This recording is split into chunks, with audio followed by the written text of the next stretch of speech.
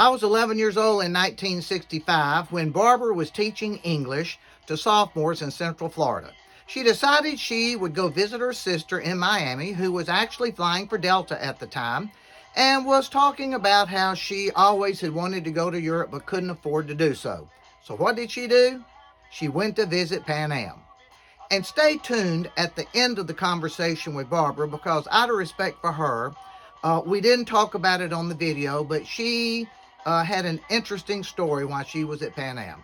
Enjoy. Well, welcome to Social Saturday. I have a special guest with me today, Barbara Marnart. Barbara has been in Atlanta most of her life, and she's getting ready to move to South Carolina to be close to her only living relative, her brother. So we wanted to talk with her before she left. Barbara, how are you doing? I'm fine. Oh, good. When did you start flying for Pan Am? Oh, I can't believe it was 1965. And you were hired in Miami, correct? I was hired in Miami, and then I was, I had to go to Miami first because they assigned me there, and then I got to New York a year later. And so the reason you told the gentleman you wanted to work for Pan Am is because you couldn't afford to go to Europe and you wanted to fly to Europe. Is that right?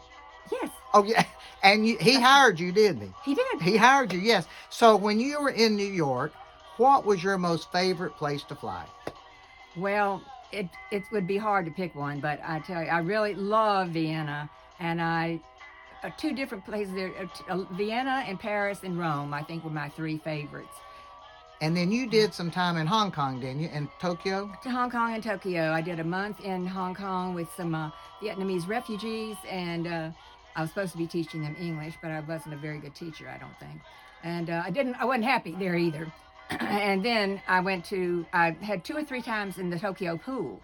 And you were always afraid to bid Tokyo pool because there was somebody that was senior to you. Yes. Who was that? Barbara Beckwith. Barbara Beckwith, and we all know Barbara Beckwith stories, I believe, so, don't we? I guess yes. so. So I maybe I could have. I didn't even try because I just didn't think I wasn't close enough to her seniority to even try to think about it. Well, I don't know, when was she hired? Oh, I haven't the slightest idea. Oh, well, it was a before long time, you. Way long before me. Way long before you. Yeah. So, Barbara, what are you planning on doing now after you leave Atlanta and you move to South Carolina? Just relaxing? I do not know. I'm going to try to live. You always do a good job of that. So if there's one thing that you enjoyed about Pan Am the most, what would that be? Living. Just living? Yes, just living life.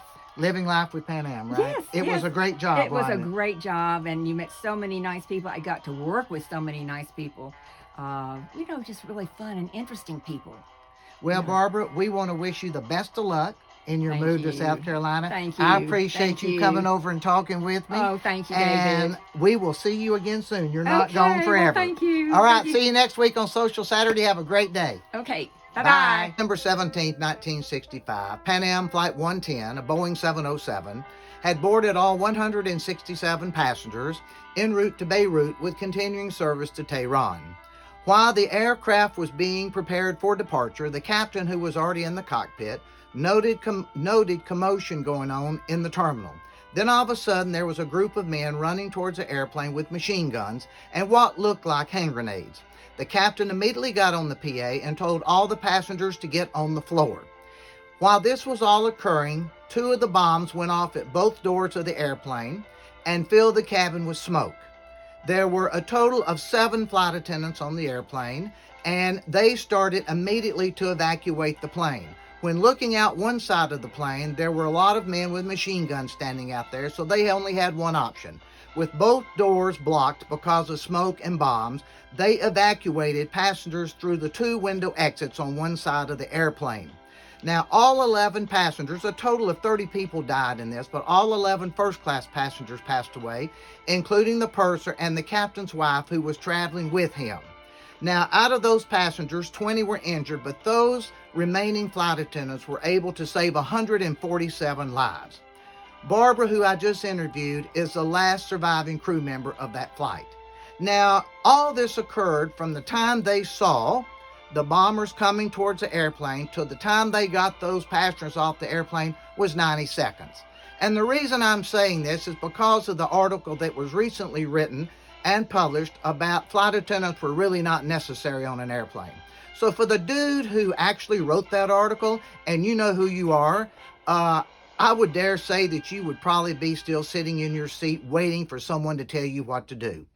And I asked Barbara if her training at Pan Am helped her in immediately knowing what to do when the cabin filled with smoke and those bombs went off. And she said, in her words, I was so instilled with what I had been taught with training from Pan Am, I didn't even hesitate. I knew exactly what to do. Thank you, Barbara, for saving all those lives, and thank you for being on Social Saturday, and we'll see you again soon.